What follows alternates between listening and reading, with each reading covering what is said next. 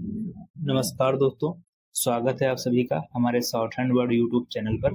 दोस्तों, मैंने यूपीट प्लस सी steno, NVS, KVS, steno जैसे इस लेटेस्ट एग्जाम के लिए सीरीज बनाई है। इन एग्जाम्स में आपको पता होगा कि 5 मिनट की डिक्टेशन होती है और 5 मिनट पढ़ने के लिए दिए जाते हैं, 30 मिनट ट्रांसक्राइब करने के लिए दिए जाते हैं और 20 गलतियाँ माफ़ होती हैं। मेरी इस 80 शब्द प्रति मिनट की इस सीरीज में खास बात यह है कि इसमें 5 मिनट 30 सेकंड की डिक्टेशन बोली गई है और इसको आपको 5 मिनट में पढ़ना है और 30 मिनट के अंदर ही टाइप करना है। इसमें 440 प्लस शब्द हैं। इस वीडियो की प्रैक्टिस करने से आपकी लिखने की हैबिट में सुधार आएगा और 30 मिनट के अंदर आप 440 शब्द टाइप करेंगे तो इससे आपको एग्जाम हॉल में जो मैटर टाइप करेंगे उसमें आपका वो पूरा मैटर टाइप हो जाएगा, अगर इस स्पीड से आप प्रैक्टिस करते हैं। आपको प्लेलिस्ट में सारे वीडियो एकदम फ्री में अवेलेबल रहेंगे। मैं यहाँ बताना चाहता हूँ कि यूपीट प्लस सी जैसे एग्जाम्स में संभावना रहती है कि मैटर न्यूज़पेपर से आएगा, लेकिन पहले आप अपनी आउटलाइन को अच्छे से सुधारना चाहते हैं तो आप पत्रिका की प्रैक्टिस करें, जिससे आप न्यूज़पेपर का मैटर लिखेंगे तो वह आसानी से लिख जाएगा। वीडियो अच्छा लगे तो लाइक कर देना, चैनल को सब्सक्राइब कर लीजिएगा, बेल आइकन दबा लीजिएगा, जिससे हमारे नए वीडियो का नोटिफिकेशन आपको मिलता रहे। अब आप तैयार हो जाइए, आपका ओरिजिनल डिक्टेशन स्टार्ट होने वाला है। 80 शब्द प्रति मिनट डिक्टेशन स्टार्ट होगी 5 सेकंड बाद।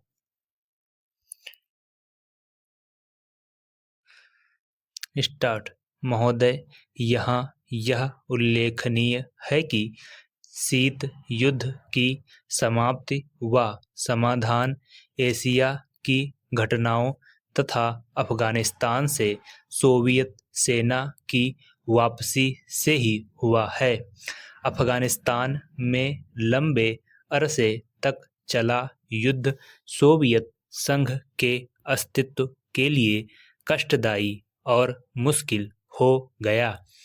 इस भयावह युद्ध से सोवियत सेनाओं की वापसी से अनेक घटनाओं ने जन्म लिया, जिनकी परिणति शीत युद्ध की समाप्ति से हुई तथा जिसमें जर्मनी का एकीकरण तथा सोवियत संघ का विघटन शामिल है।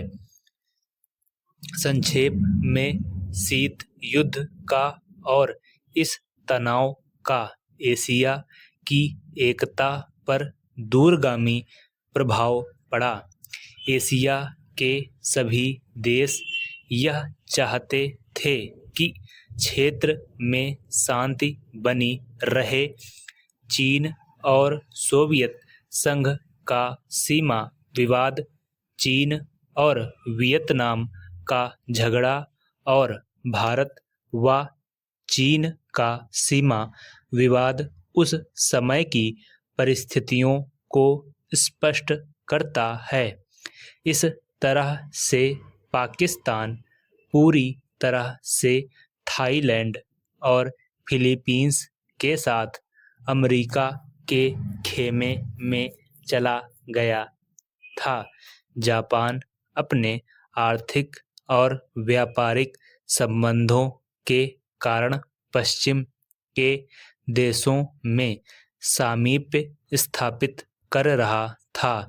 इससे एशिया की एकता को एक नया धक्का लगा है, क्योंकि एशिया के देश अलग अलग खेमों में बट गए थे। 1960 के दशक में एक नया मोड़ आया, जब शीत युद्ध के समय में आसियान के नाम से एक नए गुट का प्रादुर्भाव हुआ।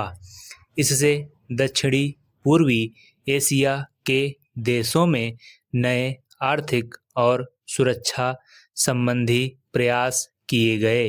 इन देशों में सांस्कृतिक एकरूपता की वजह से भी एक नए गुट ने जन्म लिया, लेकिन यह कहना कठिन होगा कि इन दक्षिण पूर्वी एशियाई देशों से समूचे एशिया की पहचान या एकता बनाने में सहायता मिली है या उससे धक्का लगा है, क्योंकि इन देशों ने अपनी नीति बहुत स्पष्ट नहीं की और केवल अपने ही गुट के अंदर भूमिपुत्र नीति को जन्म दिया।